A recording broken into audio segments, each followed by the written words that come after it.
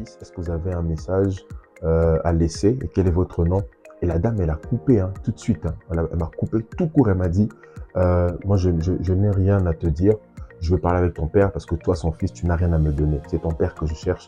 Toi, tu n'as rien à m'offrir, tu n'as rien à me donner. Donc, je n'ai pas envie de te parler. Elle a raccroché. Je vous assure que ça m'avait tellement fait mal. Ça m'a fait mal. En fait, quand elle a raccroché, je n'arrivais pas à croire que quelqu'un pouvait me répondre comme ça au téléphone en me disant moi, je veux parler à ton père, toi, tu n'as rien à me donner. Bonjour à tous, j'espère que vous allez bien. Moi, je vais très bien par la grâce de Dieu. Alors, avant de commencer même, je vais vous demander, est-ce que vous avez écouté, est-ce que vous avez regardé la première partie de la vidéo d'aujourd'hui, si je peux dire ça comme ça. Alors, si ce n'est pas encore fait, je vous encourage à aller écouter d'abord la première partie et puis revenez pour écouter cette deuxième partie. Donc, voilà, c'est ce que je vous suggère. Sinon, voilà, moi, je vais bien par la grâce de Dieu. J'espère que vous aussi, vous allez bien et que vous avez aimé. Pour ceux qui ont regardé la première partie, dites-moi en commentaire qu'est-ce que vous avez pensé de cela. Alors, comme je disais dans la vidéo qui a été publiée, je disais que ce thème, en tout cas des souffrances inconnues des enfants des pasteurs, c'est quelque chose qui me tient vraiment à cœur parce que je suis moi-même enfant de pasteur.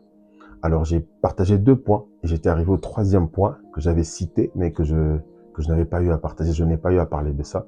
Alors, je voulais vous partager ce que les enfants des pasteurs vivent lorsqu'ils sont conscients des trahisons dont leurs parents sont victimes.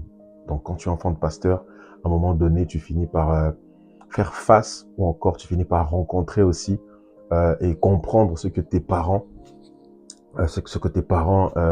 peuvent vivre comme trahison et ce n'est pas du tout évident. Ce n'est pas du tout évident. Moi, je me rappelle euh, un jour, j'ai tellement d'anecdotes, il y a tellement d'histoires qui me viennent comme ça, des histoires où j'ai vu des gens se comporter de manière très hypocrite envers mes parents. J'ai vu des gens voilà, manifester vraiment qu'ils n'étaient là que pour leurs intérêts. J'ai vu ça. Et l'histoire qui me vient, c'est quelque chose qui s'est passé euh, euh, quand j'avais 13 ans. J'avais 13 ou 14 ans à Kinshasa. Un jour, mes parents étaient en voyage, ils étaient en dehors du pays. Et il y a une dame qui appelait sur le numéro fixe et j'ai décroché. Je me suis présenté et puis elle a dit je veux parler au pasteur. J'ai dit non, le pasteur n'est pas là, moi je suis son fils. Est-ce que vous avez un message à laisser et quel est votre nom? Et la dame, elle a coupé tout de suite. Elle m'a coupé tout court. Elle m'a dit, moi, je n'ai rien à te dire. Je veux parler avec ton père parce que toi, son fils, tu n'as rien à me donner. C'est ton père que je cherche. Toi, tu n'as rien à m'offrir, tu n'as rien à me donner. Donc, je n'ai pas envie de te parler. Elle a raccroché. Je vous assure que ça m'avait tellement fait mal. Ça m'a fait mal. En fait, quand elle a raccroché, je n'arrivais pas à croire que quelqu'un pouvait me répondre comme ça au téléphone en me disant, moi, je veux parler à ton père. Toi, tu n'as rien à me donner. J'ai dit, waouh. Donc, elle appelle juste parce que euh, elle veut recevoir, elle veut obtenir quelque chose de mon père. Elle n'appelle même pas pour, voilà, pour savoir si on va bien, etc. J'ai dit, waouh. Et quand mes parents sont rentrés à Kinshasa, le jour où ils sont arrivés, j'étais à l'aéroport. Et je vous assure, littéralement, quand je suis allé embrasser mon père, la première des choses que je lui ai dites, c'était ça. Donc, je n'ai même pas dit non, papa, comment ça va? Comment s'est passé votre séjour? Est-ce que vous étiez allé faire en Europe et tout? Parce qu'ils étaient allés en Europe. Donc, dès que je l'ai embrassé, la première des choses que j'ai dites à mon père, c'était ça. Je lui ai raconté, j'étais en train je pleurais. Et heureusement pour moi, j'avais gardé le numéro qui avait appelé. Donc, j'ai noté le numéro et j'ai montré à mon père et il a reconnu c'était qui avait fait ça. Et il lui a fait la remarque, etc. Et je vous assure que ce genre de situation, ça arrive beaucoup. Donc, des gens qui, qui le montrent comme ça, ouvertement ou pas, mais ils sont juste là parce qu'il y a leurs intérêts. Et quand tu es enfant de pasteur et que tu es exposé à ça, ça peut facilement te faire mal, ça peut créer une blessure. Ça peut créer une forme de réticence envers les gens. Donc, dès que tu verras les gens venir vers tes parents, tu seras réticent, tu vas commencer à beaucoup réfléchir, tu vas te demander est-ce qu'ils sont là de manière sincère, est-ce qu'ils sont là, ils ne sont pas là pour leurs propres intérêts. En fait, il y aura euh, beaucoup de scénarios que tu vas te faire dans la tête juste parce que tu te dis les gens sont méchants, les gens sont hypocrites. Et malheureusement, c'est une réalité à laquelle plusieurs font face. Et Moi, je me rappelle des épisodes même qui sont très récents. Je le dis, c'est la première fois que j'en parle d'ailleurs.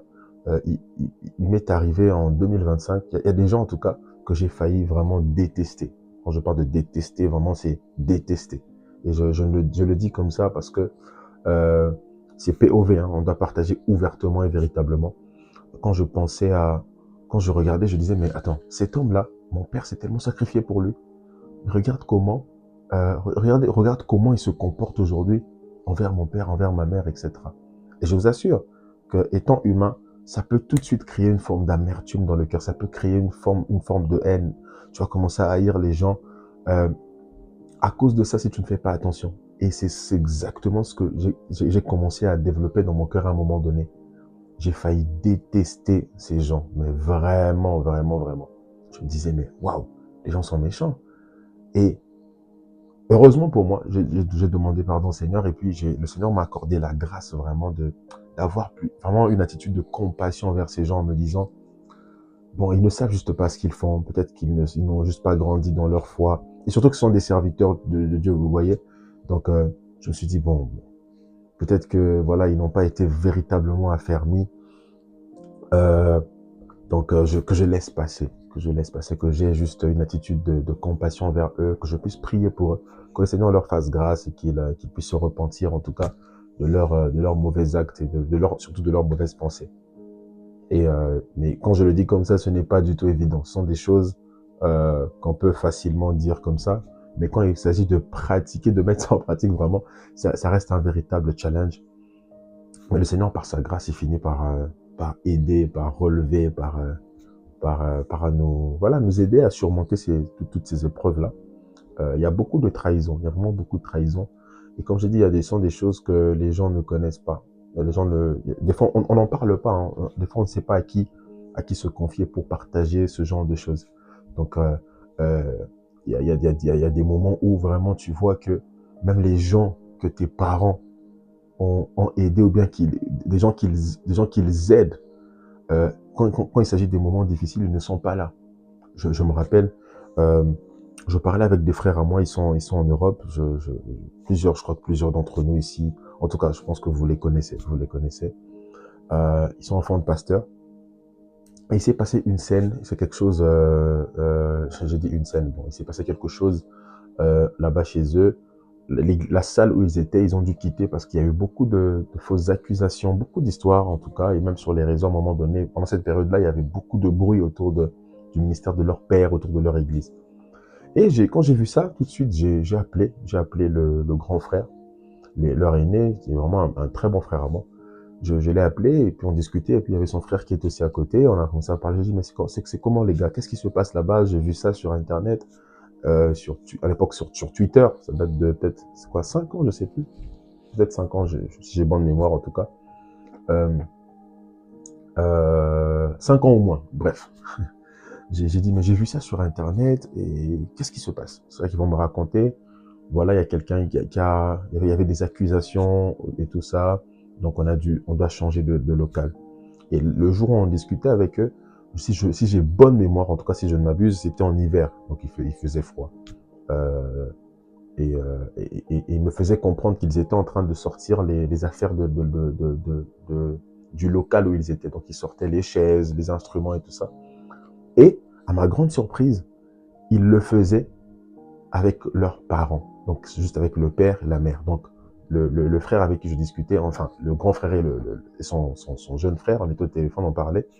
Ils sont eux qui me racontaient, mais c'était juste la famille restreinte, donc papa, maman, les enfants, qui étaient en train de sortir les affaires de l'église. J'ai dit, ah, en fait, ça m'a intrigué. J'ai dit, mais et où sont toutes ces autres personnes qui disent, ah non mais je suis le fils, la fille de l'apôtre. Euh, tous ces gens-là qui proclament sur les réseaux qu'ils sont fils fils et filles de l'apôtre, où sont-ils? C'est là qu'ils m'ont juste dit non, ils sont pas là, ils sont en train de sortir les choses seuls. J'ai dit waouh. En hiver, et je me rappelle ce jour-là, le frère, donc l'aîné, il me disait il a eu à rater, je pense, les heures de cours ou les heures de travail, juste parce qu'il y avait une urgence. Donc il devait être là, il devait aider et tout ça. Donc il a fait ce sacrifice-là. Et ça sont des choses encore une fois, que les gens ne connaissent pas. Sur Internet, les gens racontent tout ce qu'ils veulent, mais il y a des choses dans le secret, tu vois. Il y a des moments où la famille du pasteur se retrouve seule face à certains défis. Mais tous ceux-là qui viennent, tous ceux-là qui disent « Oh, my father, mon père, mon pasteur, daddy, daddy », devant certaines épreuves, ces gens ne sont pas là. Et je vous dis, ça aussi, ça fait partie des choses qui peuvent facilement affecter le cœur d'un enfant de pasteur. Tu risques de te dire, mais c'est quoi cette histoire en fait? On est dans quoi? Qu'est-ce qu'on est en train de vivre? Mais encore une fois, le Seigneur est fidèle, il sait prendre soin de ses enfants. Donc ça, pour terminer l'histoire de mes bien-aimés dont je viens de vous parler, en tout cas, ils vont bien, par la grâce de Dieu, ils ont changé de local et ils sont vraiment allés à une autre dimension. Le Seigneur leur fait beaucoup de bien, c'est juste magnifique ce qu'ils sont en train de vivre. Et je les salue, ils vont se reconnaître en regardant cette vidéo. Je les salue de là où ils sont, je les aime beaucoup. Donc, c'est ça. Et quatrièmement, le quatrième point, donc encore une fois, pour ceux qui n'ont pas regardé la première partie, allez écouter, j'ai partagé 2 points. Et là, je fais le troisième. Là, je vais vous parler du quatrième point.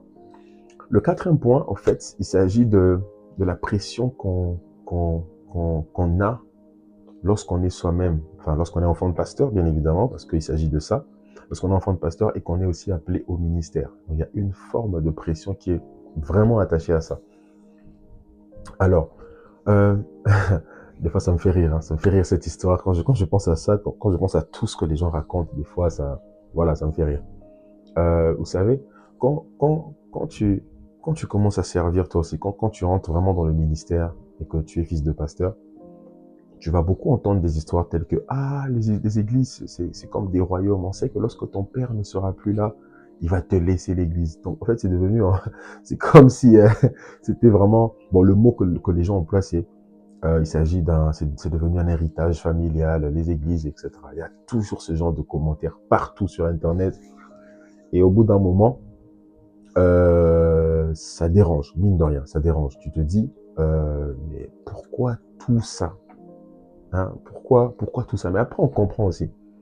On comprend pourquoi les gens réagissent comme ça, parce qu'on a vu beaucoup de cas aussi, des églises où lorsque le père, le pasteur principal, le père, le visionnaire n'est plus là, n'est plus en vie, ou bien il a juste pris sa retraite, et enfin, lorsqu'on voit le pasteur principal ne plus être là, et que son fils prend les rênes, on va dire les rênes, hein, on va dire ça comme ça, euh, ça suscite beaucoup de bruit.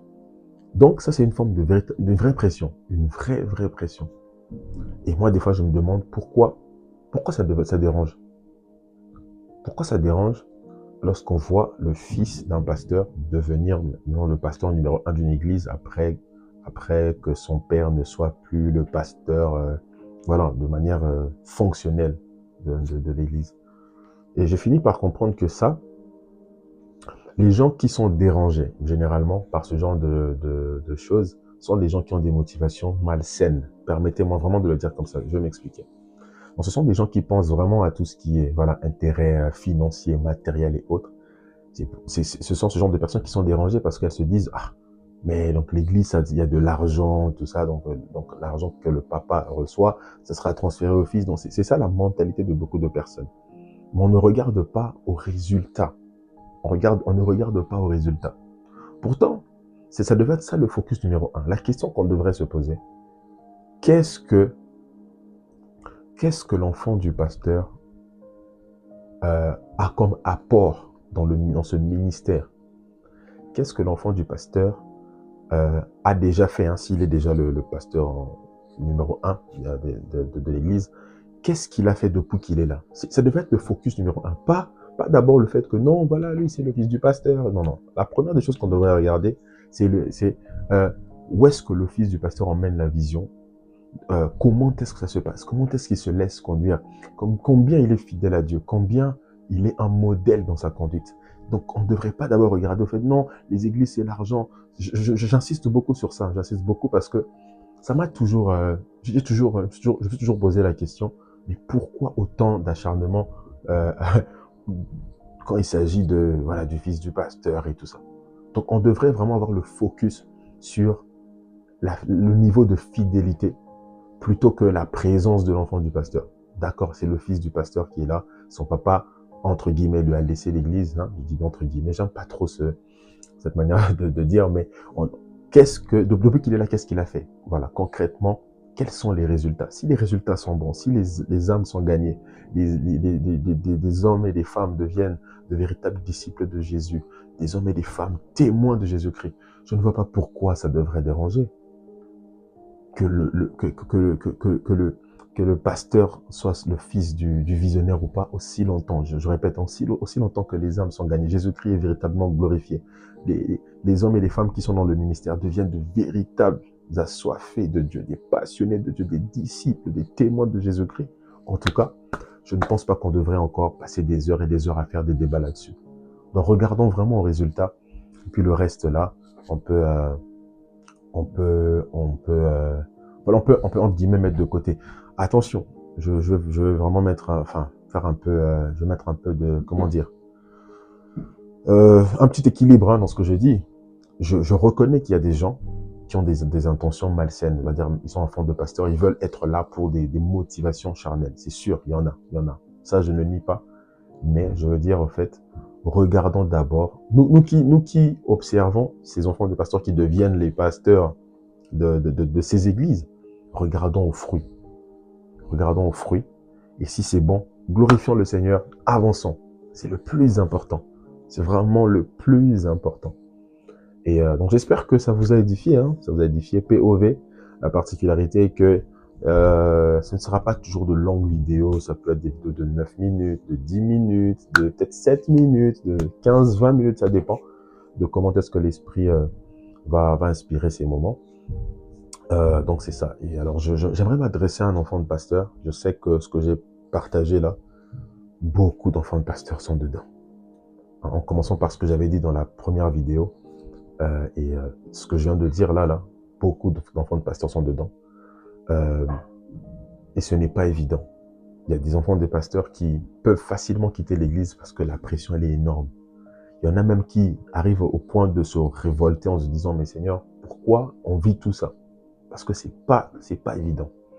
Alors j'aimerais te dire, toi qui es enfant de pasteur, j'aime beaucoup le texte de Proverbe 4, 23, où la Bible parle de garder son cœur. Tu dois garder ton cœur plus que toute autre chose. Et ce que le Seigneur m'a appris par rapport à ça, c'est quoi? C'est que garder le cœur, la responsabilité te revient. La responsabilité me revient. Garder le cœur, ce n'est pas la responsabilité de Dieu, c'est notre responsabilité à nous. C'est pourquoi cette phrase, c'est à l'impératif. Garde ton cœur. On te parle, toi. Garde ton cœur plus que toute autre chose. Donc, malgré ce que les hommes peuvent faire, malgré la manière dont tu es traité par les hommes, tu dois garder le cœur. Alors, j'aimerais dire à tout enfant de pasteur, en tout cas, demandons, je dis ça comme ça parce que je suis dedans aussi, demandons au Seigneur la grâce de garder nos cœurs, vraiment, de garder nos cœurs parce que il y a des trahisons qui existent, comme j'ai partagé, il y a de l'ingratitude des hommes qui existent, il y a toute forme de maltraitance, je pense que ça se dit en français, maltraitance, oui, ça se dit, je crois. Bon bref, il y a toute forme de maltraitance, mais que le Seigneur nous accorde la grâce vraiment de garder le cœur, j'insiste beaucoup sur ça. Et un jour, le Seigneur me faisait comprendre une chose, c'est juste magnifique. À un moment donné, je murmurais dans mon cœur, mais pourquoi les gens me traitent comme ça? Mais pourquoi les gens me traitent comme ça? Et le Seigneur, par son esprit, m'a fait comprendre qu'au fait, c'est une forme d'orgueil, le fait de refuser qu'on touche à ton ego, qu'on touche à toi, quoi, à ton homme intérieur.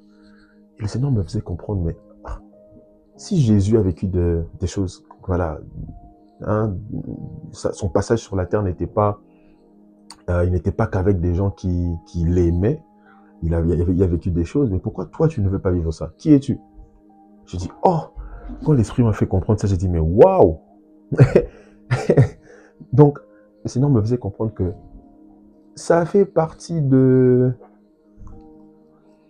passage sur la terre. Du passage sur la terre. En tout cas, ça fait partie de la vie pendant qu'on est sur la terre. Donc, il y a toujours des gens qui vont être des sujets de challenge pour ton cœur. Vraiment, quand tu les vois, ton cœur, il est challengé, si je peux dire comme ça, ton cœur est éprouvé. Voilà, c'est ça le mot.